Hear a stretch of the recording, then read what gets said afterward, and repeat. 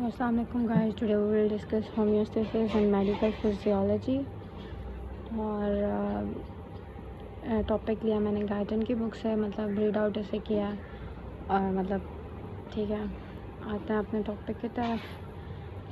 Topic is homeostasis. Homeostasis होता क्या है? होम्योस्टेसिस होता है बॉडी के अंदर इंटरनल एनवायरनमेंट की मेंटेनेंस। बॉडी के अंदर इंटरनल एनवायरनमेंट जैसे कि अगर इंटरनल एनवायरनमेंट आपका ब्लड बॉडी टेम्परेचर हो सकता है, आपका ऑक्सीजन इन एंड आउट हो सकता है, carbon oxygen out and oxygen in हो सकता है आपका।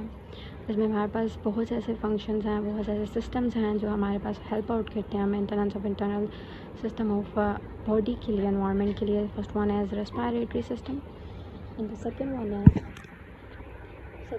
हमारे पास है second one is gastrointestinal tract and kidney and liver.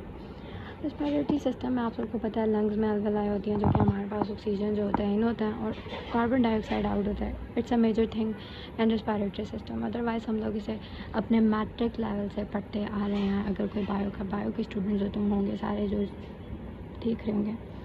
Gastrointestinal tract मतलब कि आपकी बॉडी के अंदर जो डाइजेशन होनी है उसी के रिज़ल्ट में एलिमिनेट हो जाना है फेसेस की सूरत में, ठीक है, जितना भी वेस्ट प्रोडक्ट होगा। किडनी जो होता है ना, किडनी का थोड़ा प्रोसेस जो है ना हमारे पास बहुत मज़े का है। किडनी में पहले क्या होता है, अब्जॉर्ब हो जाता है ब्लड जितना भी है वो इन रीनल ट्यूब्स में, ठीक है, and then excrete into the through the urine. Okay, अब ये होता है बोमेन कैप्सूल। इसमें आया सब्सटेंसेस जितने भी थे, अब इसने सब्सटेंस भेजे जितना भी था, जो भी था प्रोडक्ट वो इसमें गया, इसमें से ब्लड हो गया अब्जॉर्ब जो चाहिए था। बाकी जितना वेस्ट अमाइनो एसिड एक्सट्रैक्टा हमें चाहिए ही नहीं भाई, ये चला जाएगा यूरिन में through the renal tube and this is a renal tube. ये सारी बात इधर लिखी हुई है। लिवर की बात करें, लिवर में जितने भी आपके पास ड्रग्स होते हैं, कुछ ऐसे केमिकल्स होते हैं वो वेस्ट आउट होते हैं तो बाइल और एलिमिनेट हो जाते हैं आपके पास से, इनटू फेसेस के ज़रिए, ठीक है। अब मेन बात और इम्पोर्टेंट MCQs के पॉइंट ऑफ व्यू से एक बात है, जैसे हम लोग कहते हैं कि हमारे पास ये होगी आर्टरीज़ एंड ये कैपिलरीज एंड देन फिर arteries and this one as a tissue, ठीक है। अब आर्टरीज़ में जो एक्स्ट्रा सेलुलर फ्लूइड है वो प्लाज्मा है, जो टिश्यूज़ में एक्स्ट्रा सेलुलर फ्लूइड है वो इंटरस्टिशियल फ्लूइड है। And it's important about your MCQs point of view this point. O2 diffusion, अब देखो जितना भी हमारे पास ऑक्सीजन जो होगी वो डिफ्यूज़ हो जाएगी आके, O2 डिफ्यूज़ हो जाएगा आके टिश्यूज़ में, और जितना भी वेस्ट प्रोडक्ट होगा वो जाके हमारे पास डिफ्यूज़ हो जाएगा इन कैपिलरीज़ में ताकि वो आगे चला जाए, ठीक है। अब आके आती है बात हमारे पास कंट्रोल सिस्टम की। ये बहुत मेजर जो है मैं डिस्कस कर रही हूँ और बहुत मेजर पॉइंट्स बता रही हूँ ताकि ये मेजर पॉइंट्स अगर आपको याद हैं तो अगर आप बैठे हैं पेपर में तो आप लिख सकते हैं, क्योंकि ये जो चीज़ें हैं बहुत ज़्यादा मेजर हैं एंड शुरू वाले चैप्टर हैं और ये हम लोग पढ़ते आ रहे हैं अपने मैट्रिक लेवल से, तो इसमें कोई मुश्किल नहीं है। मतलब वो पाकिस्तानियों को वो हिसाब होता है ना कि यार हेडिंग बता दो आगे लिख लूँगा, ये वो वाला सीन चल रहा है, ठीक है। होम्योस्टेसिस कंट्रोल सिस्टम में 3 चीज़ें आ जाएंगी, ठीक है। आपका होम्योस्टेसिस डिटेक्टर मैकेनिज़्म, ठीक है। अब इधर आप लोग एक बात याद रखनी है, इसमें जो बात मेन याद रखने वाली ये है कि होम्योस्टेसिस हमने पीछे पढ़ लिया, उसकी मेंटेनेंस कैसे होनी है, कौन कौन से सिस्टम्स होने हैं, आर्टरीज़ में क्या है, एक्स्ट्रा सेलुलर फ्लूइड में क्या है, कौन सी चीज़ ऑक्सीजन में जाके हमारे पास ऑक्सीजन में डिफ्यूज़ होगी टिश्यूज़ में, और जो वेस्ट होगा वो कैपिलरीज़ में डिफ्यूज़ आउट हो जाएगा। ये सब हमने पढ़ लिया, वो सारे होम्योस्टेसिस में आ गया।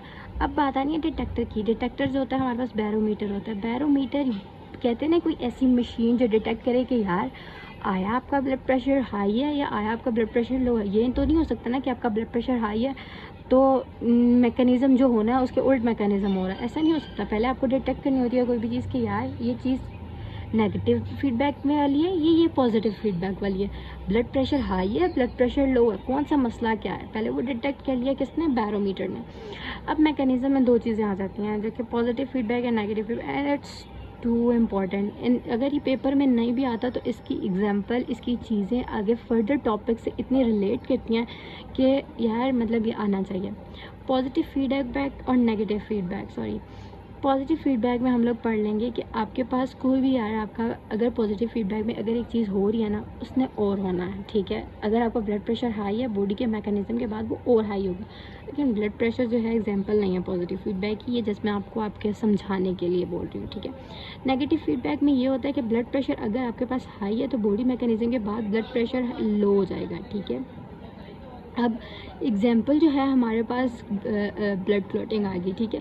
एग्जाम्पल हमारे पास ब्लड क्लॉटिंग आ गई। ब्लड क्लॉटिंग में हमारे पास अगर आपका क्लॉट्स बन गए हैं, आपकी मतलब कोई भी आपको चोट लगी है, क्लॉट्स बने हैं, उसके बाद ब्रेक हुआ है, जितने भी सेल थे दोबारा उसमें चीज़ें वो दोबारा से, कोई भी स्किन आपकी डैमेज हो जाती है, कोई भी चीज़ हो जाती है, अगर वो ख़राब हो जाती है, वो उसमें वो रगड़ लग जाती है, कुछ भी ऐसा हो जाता है, दोबारा से वो जल्द वापस आती है कि नहीं आती? आती है ना। This is a positive feedback. वो सारे मैकेनिज्म सेल ब्रेक होते हैं, दोबारा से नए बनते हैं, positive feedback. Child birth main example जिसमें आपको शायद आप समझ सकते हैं। वैसे देखिए, ब्रेन से हाइपोथैलेमस में जो ब्रेन होता है ना, उसने रिलीज़ किया हार्मोन्स कौन सा था?